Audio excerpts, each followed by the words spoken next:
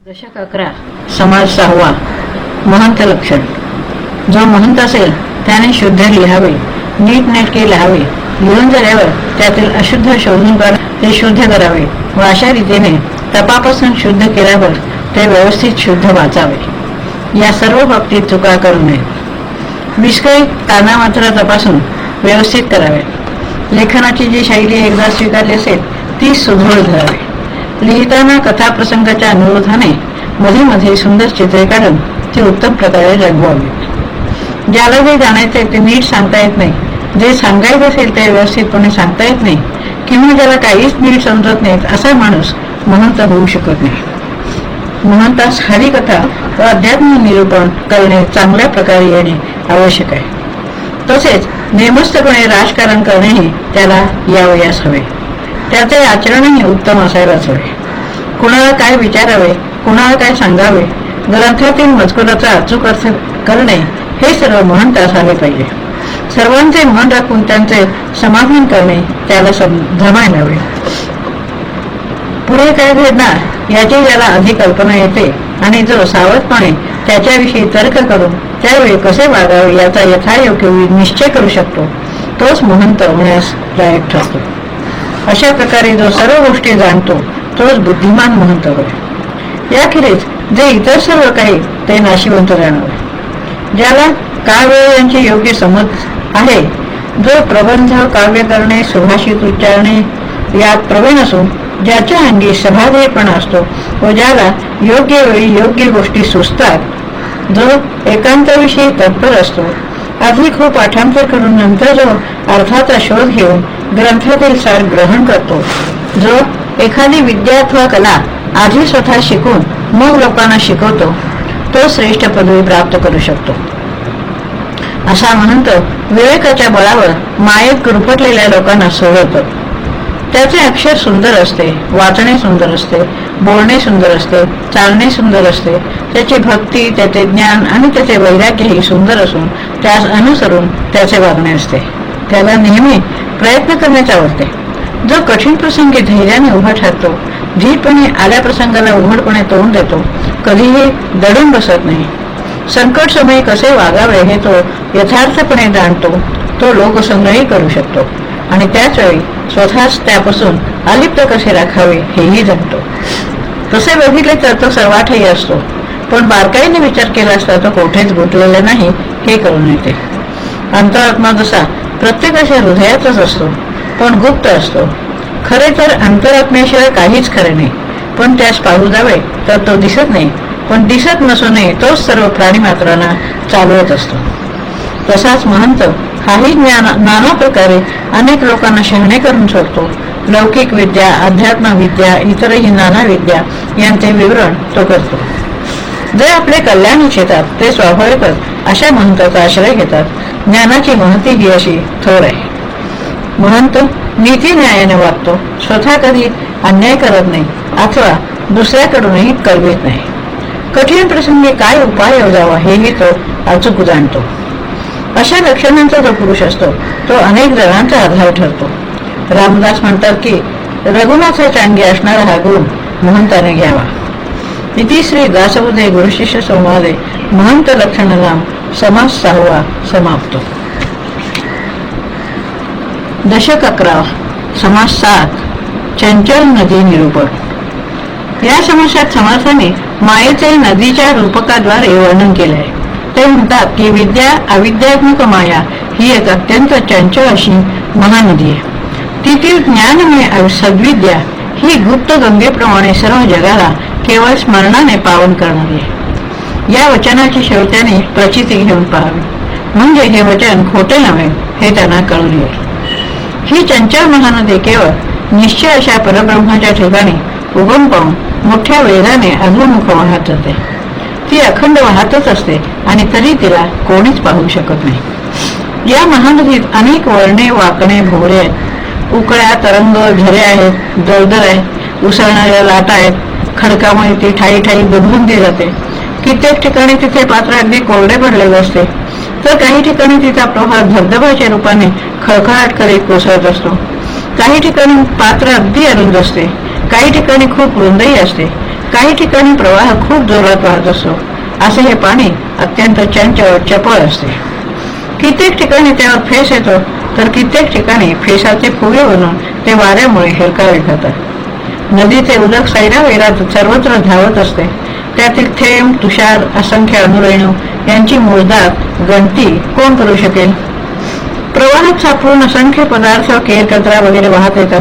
अनेक ठिकाणी धबधबे निर्माण होतात. लहान मोठे दगड, खडक आणि बेटे यांनी पाणी दुमदुमले जाऊन वळसे घेऊन पुढे वाहतच असते. मऊ जमिनी वाहून जातात, म्हणजे अज्ञानी भ्याड जीव मायेच्या प्रवाहात वाहत जातात.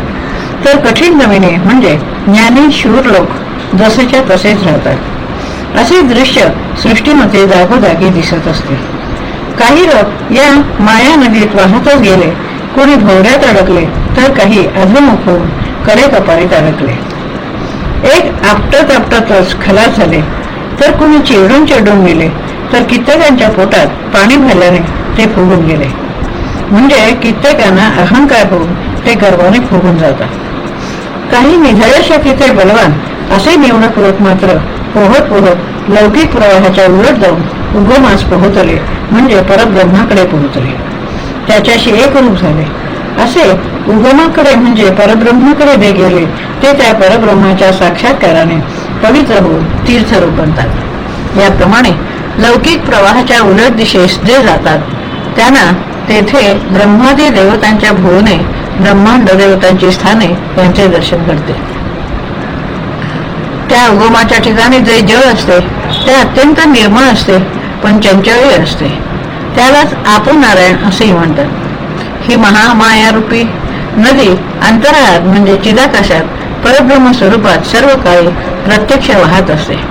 ती स्वर्ग, मृत्यू, पाताळ या तीनही लोकात पसरलेली आहे. खाली वर सर्वत्र आठ दिशांना या माया नदीचे उदक वेढून राहिलेले आहे. ज्ञानी लोक या महामायेला जगदीशासारखीच आहे असे जाणतात. अनेक पात्रात म्हणजे प्राणी मात्रात या माया नदीचे उदक म्हणजे अहंभाव भरलेला असतो. पण काही पात्रातून मात्र ते पाझरून नाहीसे होते. म्हणजे साधू संत आदींचा अहंभाव मात्र वाहून जाऊन नाहीसा झालेला असतो. कित्येक ते पाण्याचा संसारासाठी उपयोग करतात. जसे पात्र असेल तसे ते उदक बनते.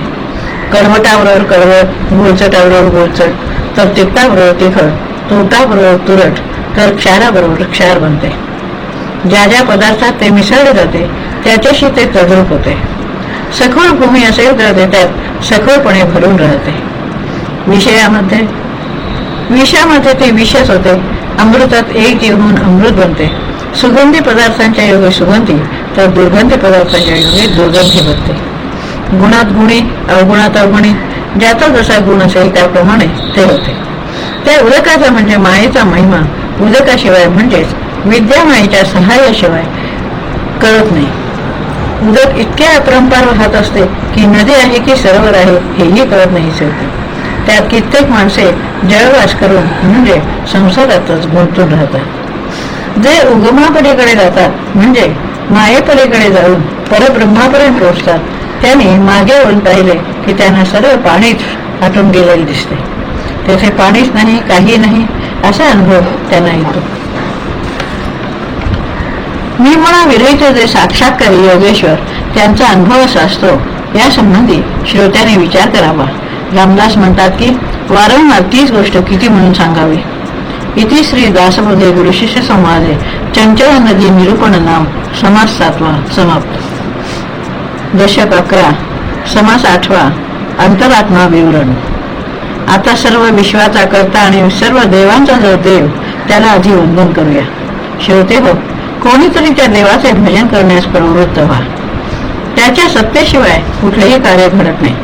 गळून पडलेले पाणी त्याच्या सत्तेशिवाय हलू शकत नाही. त्याच्या सत्तेनेच सर्व त्रैलोक्यातील कार्य चालते.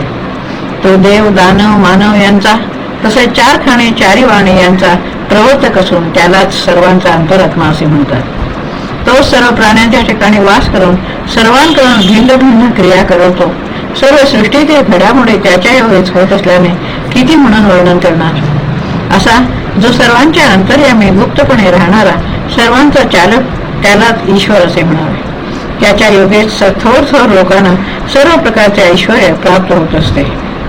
अशा त्या ईश्वराला जो स्वानुभवाने जाणतो तो स्वतः विश्वंभरच होतो. त्याप्रमाणे जो आत्मारामच बनतो तो समाधी किंवा सहज स्थितीला कशाला महत्व देईल. सर्व दृश्य सृष्टीचे सारासार विवेकाने विवरण निरसन करावे तेव्हाच अचानक वर्म करून येते. अचानक आत्मवस्तुरूपी घबाड प्राप्त होते. त्यासाठी मग दुसरे काही कष्ट करावे लागत नाही. प्रत्यक्ष स्वरूपानुभव येईपर्यंत अंतरात्म्याचे विवरण करणारा एखादाच असतो. बहुतेक लोक अल्पस्वल्प ज्ञानानेच समाधान मानतात. बाबांनो, असे एवढ्या तेवढ्यावर समाधान मानू नका. अंतरात्म्याचा शोध घेतच राहा. पूर्वी विवरण केले असले तरी पुन्हा पुन्हा विवरण करा. पूर्वी त्या संबंधी वाचलेले असेल तरी परत परत वाचून चिंतन करा. अंतरात्मा केवढा आहे, कसा आहे, त्याचे स्वरूप काय, ज्यांना त्यांचा साक्षात्कार होतो त्यांची काय स्थिती होते याबद्दल ज्याने जेवढे ऐकले किंवा पाहिले असेल तेवढेच तो सांगतो. पण उदंड ऐकले आणि पाहिले तरी त्याने अंतरात्म्याची ओळख होऊ शकत नाही. कारण देहधारी प्राणी बिचारा अल्पज्ञ अज्ञानी असतो. तो अंतरात्म्यास कसा जाणणार? अंतरात्मा हा चंचल अपूर्ण असल्याने तो पूर्ण निश्चय परब्रह्म केव्हाही होणार नाही. पण हे कळत नाही कारण अखंड विवरण घडत नाही. जो कोणी निरंतर विवरण करीतच राहतो तो मग देवापासून वेगळा उरतच नाही, तो एकरूप होऊन जातो. जो याप्रमाणे एकरूप होतो, विभक्तपणे उरतच नाही, त्यालाच भक्त म्हणून घेणे शोभते. याप्रमाणे ऐक्य जोपर्यंत होत नाही तोपर्यंत जे प्रयत्न करावे ते केवळ शिरणच. एखादा माणूस जाऊन उगाच नुसते घर पाहून आला आणि घरमालकाला भेटलाच नाही, किंवा कोणी एखाद्या राज्यात जाऊन आला पण राजालाच त्याने जाणले नाही, त्याप्रमाणे माणसांची स्थिती असते. ते देहाच्या योगे विषय भोगतात, देहाच्या योगे मोठेपणा मिळवतात, पण देह धारण करणारा तो अंतरात्मा त्यास मात्र जाणत नाही. ही मोठी नवलाची गोष्ट आहे. याप्रमाणे लोक विवेकहीन असतात पण स्वतःला मोठे विवेकी म्हणवतात. असो, ज्याची जशी पुरत असेल तसा तो वागतो. मूर्ख माणूस असतो तो आपल्या अंतरात असणाऱ्या अंतरात्म्यास जाणत नाही. म्हणून माणसाने शहाणे असावे. पण जगात मात्र असे दिसून येते की जे स्वतः शहाणे समजतात तेही त्यांच्या अंतरात्म्यास जाणत नसल्याने दैन्यमानेच असतात. आपल्या अंतरातच आत्मवस्तुरूपी ठेवा असून ते त्याच्या शोधाचे दारोदार हिंडतात आणि अज्ञानामुळे त्यांना खरा देव कोण हे कळतच नाही. अनंत अशा अंतरात्म्याचे ध्यान करणारा या सृष्टीवर कोण आहे? माणसाची वृत्ती एकदेशी असते, तिची शक्ती मर्यादित असते. या ब्रह्मांडात प्राण्यांची एकच दाटी झाली आहे. त्यांचे अनेक रूप आहेत, अनेक भाषा आहेत. एवढेच नव्हे तर भूगर्भात आणि पाषाणातही कित्येक प्राणी आहेत. इतक्या सर्वांना पुरूनही जो शिल्लक उरतो आणि या अनेकांच्या ठिकाणी जो एकच वर्तत असतो तो अंतरात्मा काही ठिकाणी गुप्त असतो तर काही ठिकाणी प्रगट असतो.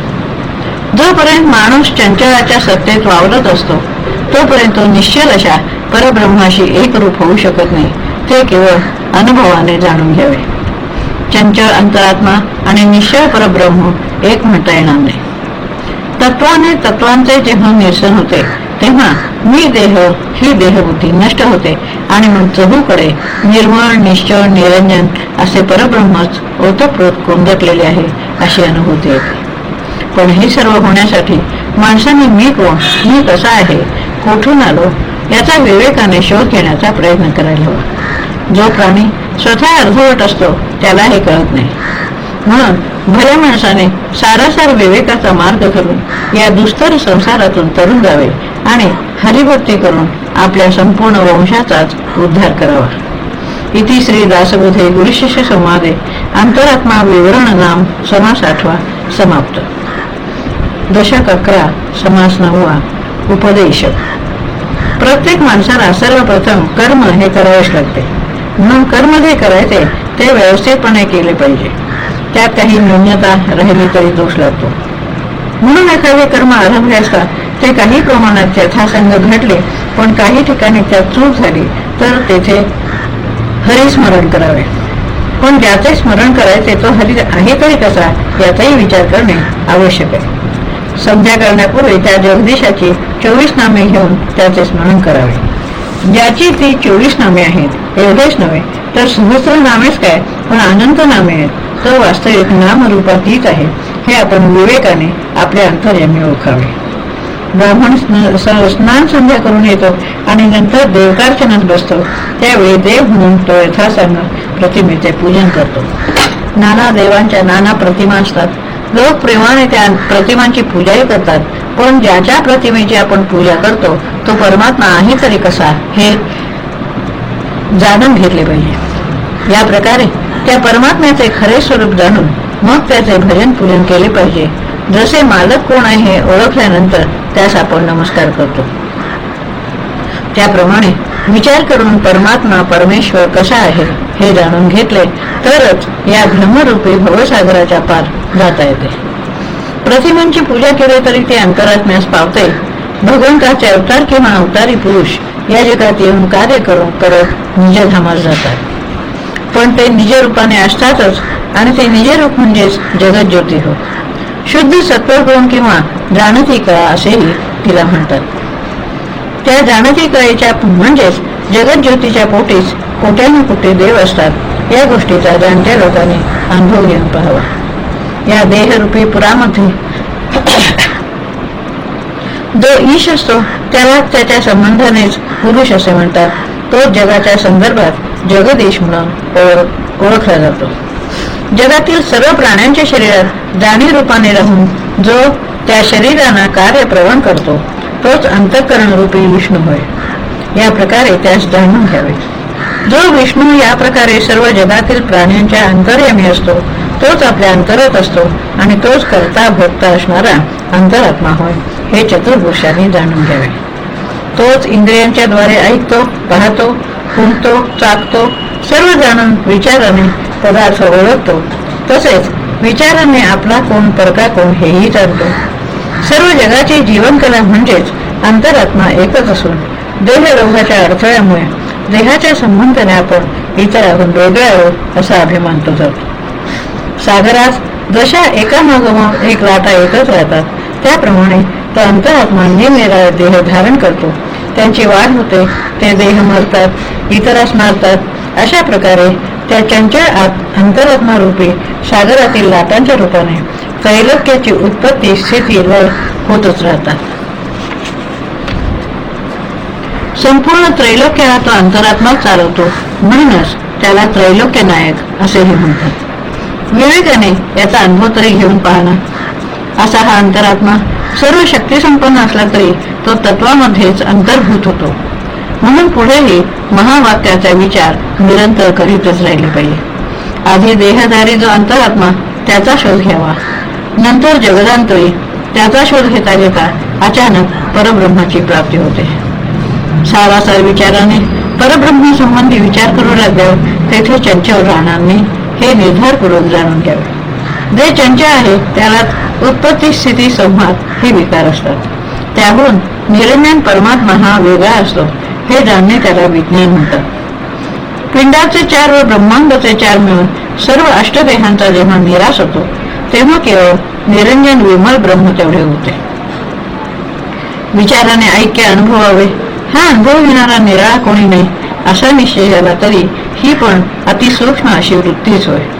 हिचाही लय झाला पाहिजे.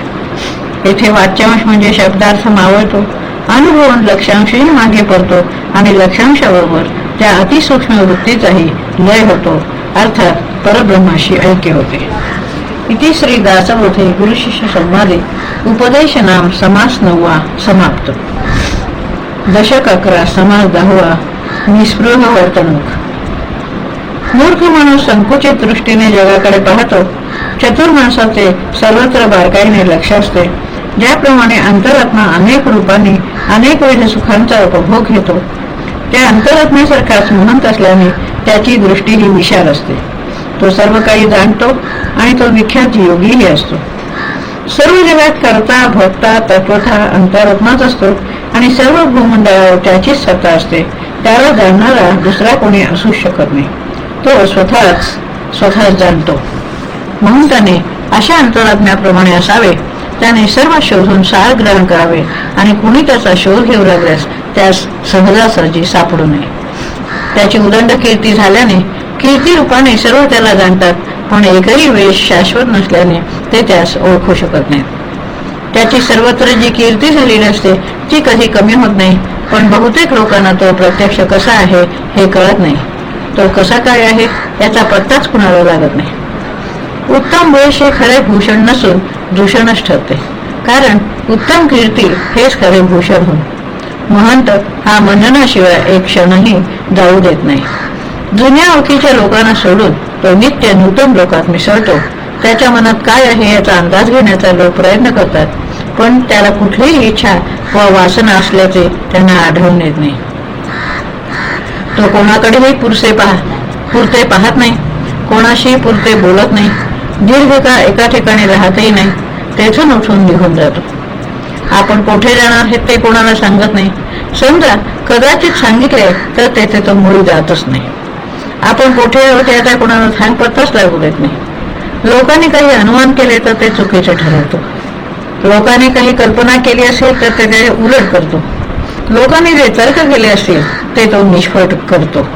लोकांना दृश्य पाहण्याची आवड असते, तेथे महंताला अनादर वाटतो. लोक सर्व काळ ज्यासाठी अति तत्पर असतात त्या गोष्टीची महंतास अनिच्छा असते.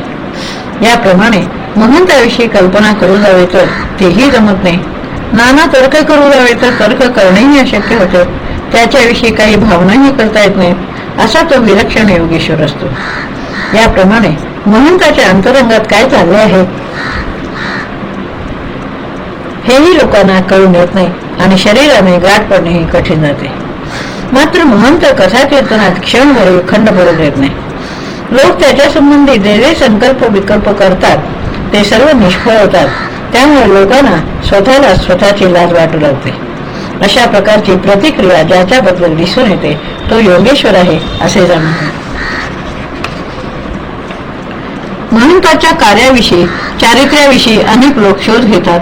या गोष्टी जर त्यांच्या मनास आल्या तर मग फारच मोठे कार्य साधले गेले आहे असे जाणवते. महंताने अखंड एकांत करावा, सतत अभ्यास करीत असावे आणि स्वतः सहित लोकांच्या वेळही सार्थ केला. त्याने स्वतः उत्तम गुण संपादन करावे आणि लोकांनाही शिकवावे. अखंड लोकसंग्रह करीत असावे, पण सर्व गुप्तपणे करावे. अखंड कामाची घाईगर्दी सुरू असावी.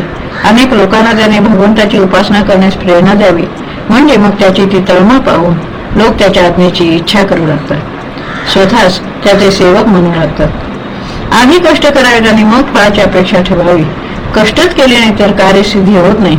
जो कष्ट करीत नाही तो कुशकामाचा समजावा. अनेक लोक पारखून त्यांचा अधिकार जाणून घ्यावा आणि त्यांच्या लायकीप्रमाणे त्यांना जवळ करावे अथवा दूर सारावे. ज्याचा जसा अधिकार असेल त्याचेकडून या प्रकारे योग्य ते काम करून घ्यावे.